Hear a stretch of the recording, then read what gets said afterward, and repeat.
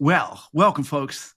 Today, Jess and I are very fortunate to have the amazing Sam Rook, who is our Canadian support human in many ways, and also a highly skilled cross-border planner. And where I'd like to start this conversation, Sam, is why the name Bird's Eye? Bird, Bird's Eye was mostly just a fluke. When you sit down with the marketing team, and I have a fantastic marketing team here at my dealer that's helped me with all of this branding and building the Bird's Eye brand. We had a whole bunch of other names sort of in the hopper, and my last name Rook is a type of raven in Europe and Asia, Mhm. And a card game. and a card game too. Yes, and so the director of marketing that was there, and he just said, well, what about a play on your name, like bird or raven or something like that, and then he just happened to say Bird's Eye, just as he was brainstorming. It was a pure brainstorm, and I said, wait a second, it's kind of a unique moniker. Everybody names after a lake, or everybody names after an ocean or a mountain or an animal or something like that. And I thought, okay, this is just different enough that I really like it. And I sat on it for 24 hours. And I talked to my junior that was coming with me. I said, what do you think of Bird's Eye? And she says, I kind of like it in that it's just different enough to be weird. And people, wait a second, this jumps out at me. That's how we ended up with Bird's Eye Wealth Planners. That's awesome. I so So you no said name, something. no name research, no sophisticated marketing analytic. It was a brainstorming thing that was like, this feels good to us. Well, the marketing people had done. I think we had a list of 75 or 100 names, Oh my from God. the area of Toronto where my office was going to be to cross-border type stuff, and there was a few that were kind of interesting, and I could have gone in this more corporate way, but just kismet. I love it. That's it. So you said something. You said my marketing team, and I have you said these words, and I have a fantastic marketing team at my dealer. Yes. And that lodged into my brain as something different than what I Yes. hear from a lot of folks in the Yeah. industry. Yeah. And so maybe walk us back from there Sure. and tell us a little bit about how you got to having a fantastic marketing team at a dealer. And yeah, I'm curious about that journey because I know there's probably a lot of people who'd like to take the same path. Well, I think we probably have a lot of U.S. listeners and viewers. You're in kind of a boutique position in Canada, and it would be useful for us to understand that too. Yeah, for sure. Okay, so let me start from that angle, Mark, because I think that gives a better. My dealer is called Q Wealth, and if you've ever been to Future Proof down in Huntington Beach, you've been very, very familiar with the Canadian Lounge. It's definitely the most rowdiest part of Future Proof in the evenings. And so Q Wealth, I actually met, the CEO and the chief marketing officer at the very first Future Proof. And that's how the relationship started, and we built from there. And, so Q Wealth is the dealer that I work with, and I'm one of the partner.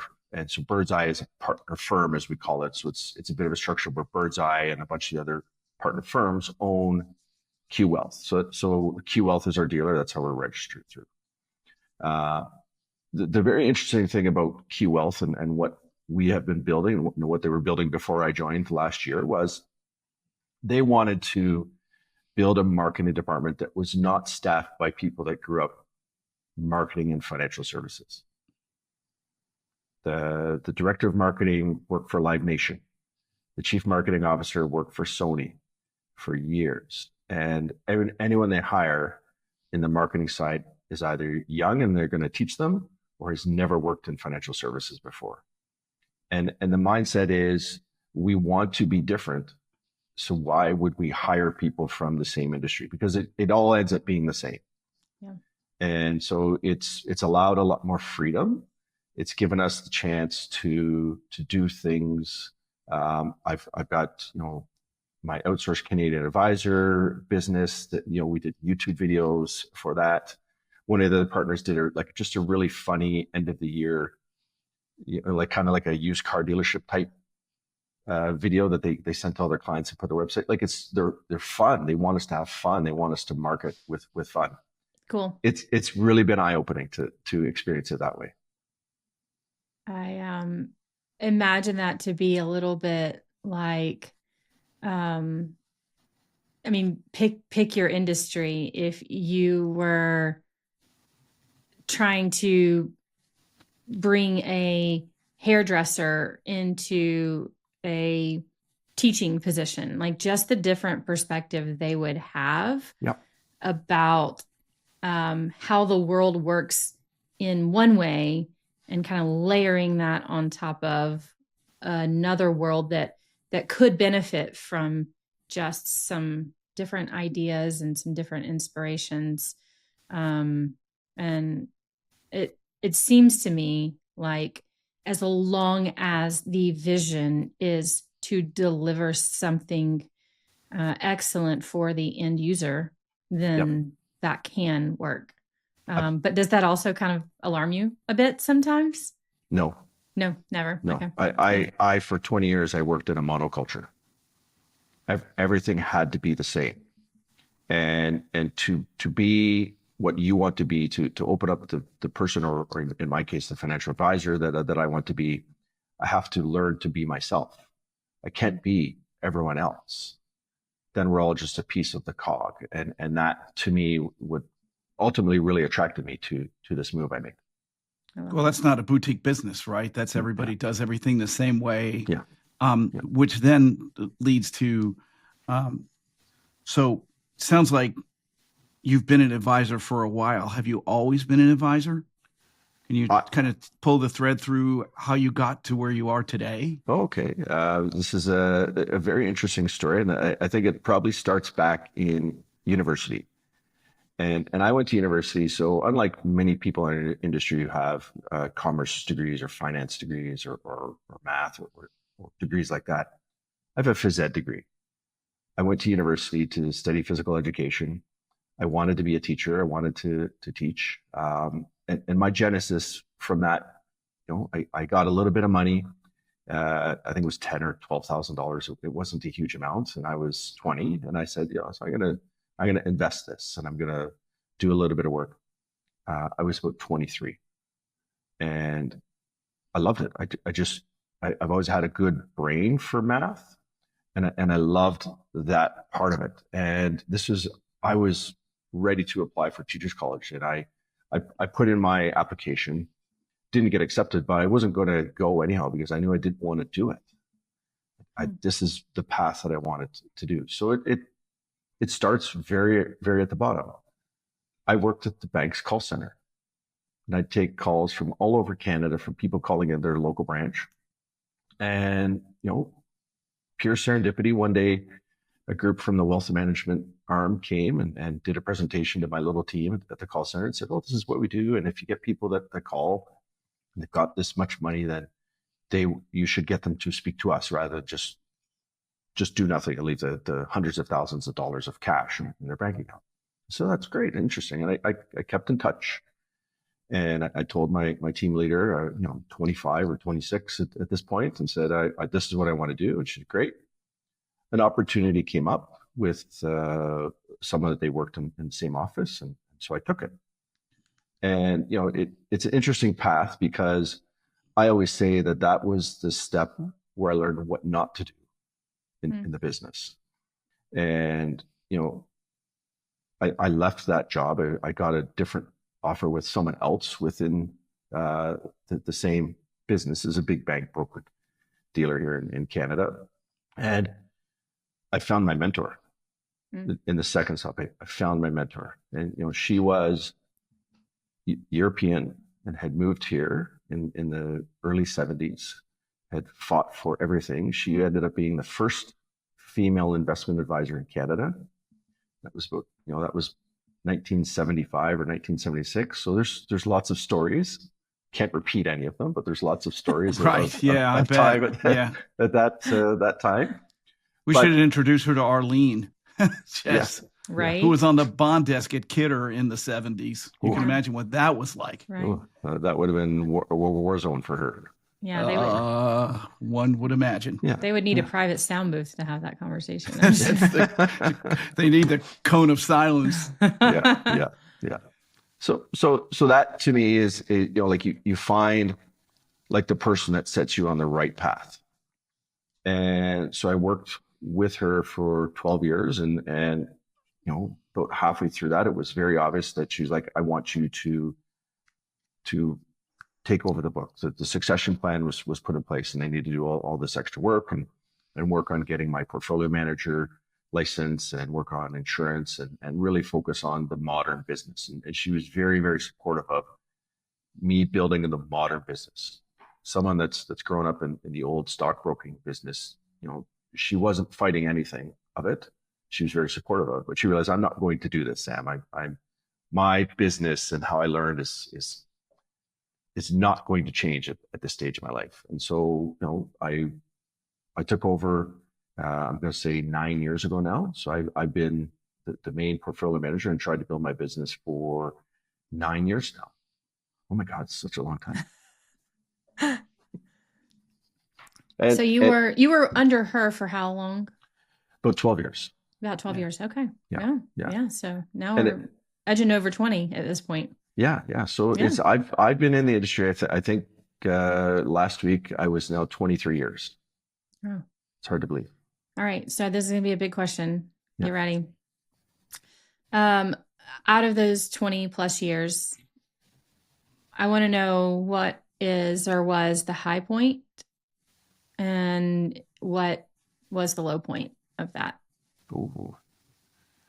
The low point was probably the first advisor that I worked with, where we got to the point I realized this is definitely not right for me. This is definitely not right for the people there. This is not the business I want to be involved in. Mm-hmm.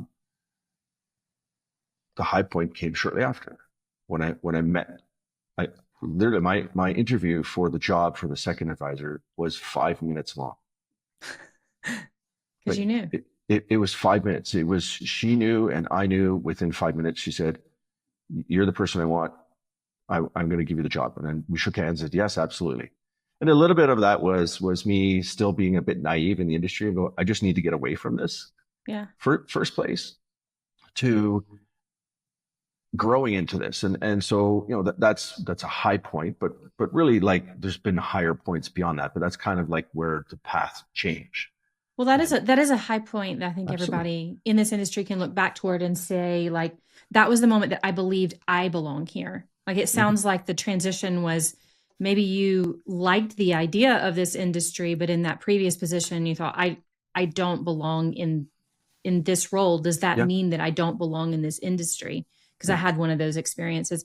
And then the transition to realizing I can belong here, and then building that path to where you do belong here. That's an exciting like switch and journey for sure.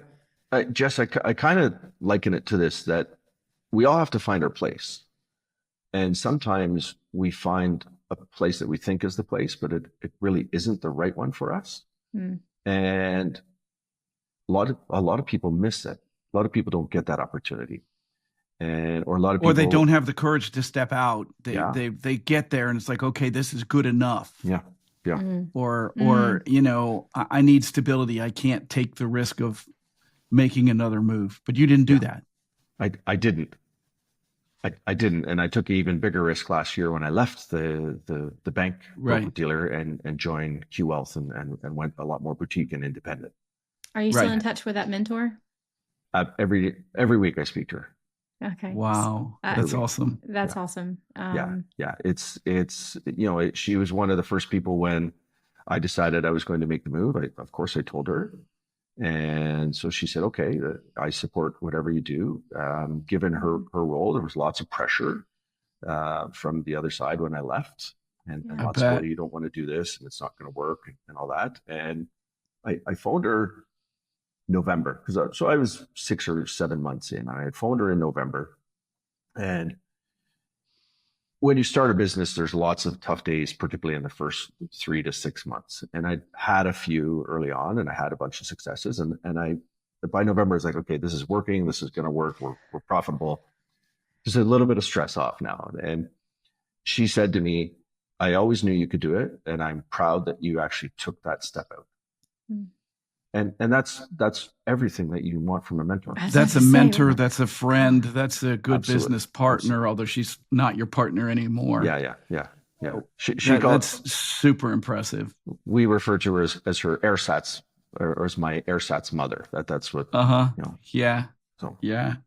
So you have a particular focus, yeah. and the way you said it to me was cross-border, crazy Canadian clientele. Yes. How did you arrive at that focus? So part of the quirks of the business that I have and that I succeeded in taking over was, I've got clients in Europe, I've got clients already in the United States, and just learning some of the intricacies of Germany or Switzerland or France or even just Canada, US. And as I got into it, I liked it. There's a lot of interesting things there. There's a lot of things that people just totally miss. Do you mean like within the tax treaties and all that crazy stuff? Tax treaties, just very simple things. Even if I talk to a U.S. financial advisor and I say, "Well, here's the Canadian retirement account," and they look at me like I have three eyes because there's no numbers in it. It's right. just letters. It's not a 401k, right? And so that. There's anywhere between 1 million and 1.5 million Canadians that are in the United States. It's probably more. It's probably two or two. And if you understand the tax treaties, you can't move that money. That money has to stay where it is. Well, you can move it, but you don't, because there's just too much tax involved. That was my point. I mean, it's the same as liquidating a 401k here because you moved to Australia and you want to take your money with you. It's like, well, it's not the most tax efficient thing to do. Yeah. So that's like that is kind of the genesis of all of this, and going down to future proof and speaking to people, and I hear enough now from lots of my network, and ultimately Canadians come down, and when you leave Canada, most of the operators here, the dealers, can't deal with you because you're a non-resident. Right. So it's essentially like your account is frozen in time at whatever it is. Yeah. And the industry, particularly on the big bank side of things, is still very focused on active mutual funds and high fees. We're probably on average here on the mutual fund industry, somewhere between 1.7 and 2.2% is the management expense ratio. A little bit different than the US in terms of there's trailers and advisor compensation in that. But if you're paying even 1.7, but the person that you dealt with when you lived in Toronto or Vancouver can't deal with you anymore, suddenly there's no value for it. And so my business allows me to do this. So I can deal with US residents, I can deal with European residents and residents all over the world. And it's a niche that there's lots of people that do lots of great work on, but it's a niche that's dramatically underserved. Mm-hmm. Yeah. So with that in mind, what do those of us in the U.S. need to know about working with cross-border Canadians? I think first, we're a little bit different. Well, you're crazy. You already told me that. We're crazy. I mean, we like the cold. Jess said it was 20 degrees the other day, so that's really warm. Oh wait, no, that's Fahrenheit. And that's like minus. That's like minus 5 in our. No, I wasn't talking centigrade. Yeah. No. It's important to understand that there's tax implications to Canadian retirement accounts.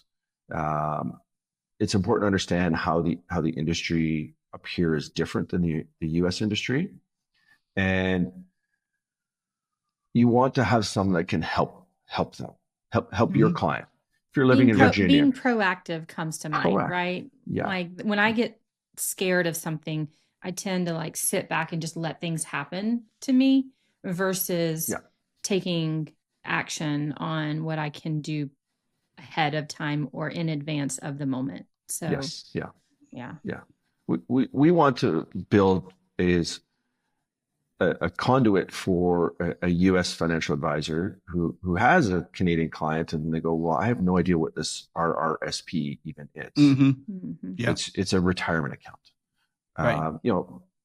What is this TFSA? There's real tax implications if you're a U.S. resident and still have some of these Canadian accounts. The U.S. still taxes them. Right. And even some individual states will still tax in the tax treaty that they may be the federal no tax, but some states will still tax Canadian retirement accounts. And it's doing the best for those clients as well. And that's why we're here to help US financial advisors say, wait, I got this crazy Canadian. I don't understand this. Who can I get to help me understand this and help plan and invest and manage this better? That's great. What's one of the more challenging parts of your job? It can be specific to Canada, or it just can be general too. Like this is be very simply dealing with crazy Americans. But I don't know any crazy Americans. Yeah. That's very diplomatic, sir, but yes, we know the truth. I think of my job, the hardest part and the part that I'm sort of had to learn the most in the last year is the business, the entrepreneur side of it. Before, when you work for a big broker dealer, they do most of this stuff. Right. And so that's been the hard part. I love it. I love the challenge of it. I love the experience of, okay, wait a second, I have to figure out how to do payroll, to figure out how to submit the taxes to the government and payroll. Got to monitor your monthly cash flow. You're the head of sales. You're the CEO. You're the head of HR. You're everything. Yeah. I have a few hats. That I have to wear. Great. So, but very relatable for any business owner. Absolutely. Yes. Absolutely. Right? But on the in the business side, that's what I call on the business. But in the business side, I think the toughest thing is explaining to the cross-border people the impact of what's happening here in Canada, because it's a totally foreign business.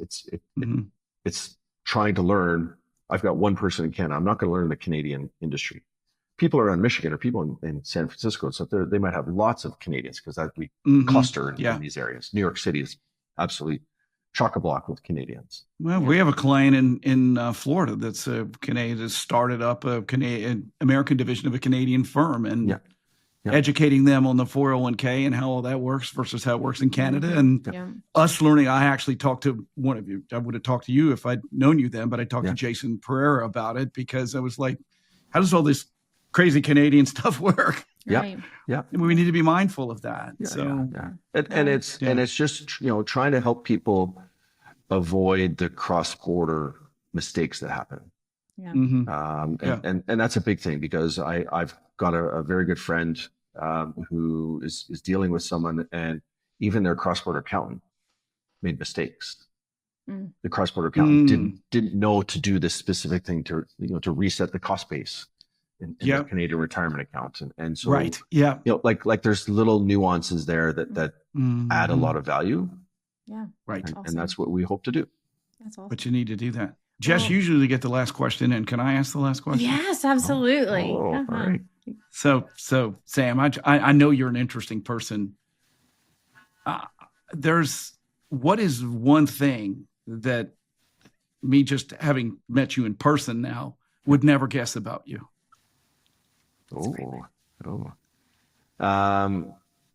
What's the one thing this is a tough one. You're going to make me think here, Mark.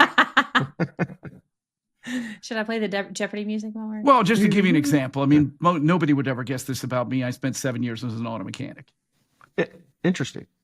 There's something there about you. You're interesting enough. I bet there's something like that. So I want to know what it is. I spent most of my life up until about 4 years ago heavily involved with the sport of lacrosse. I picked it up as a kid when I was 7 years old, fell in love with it.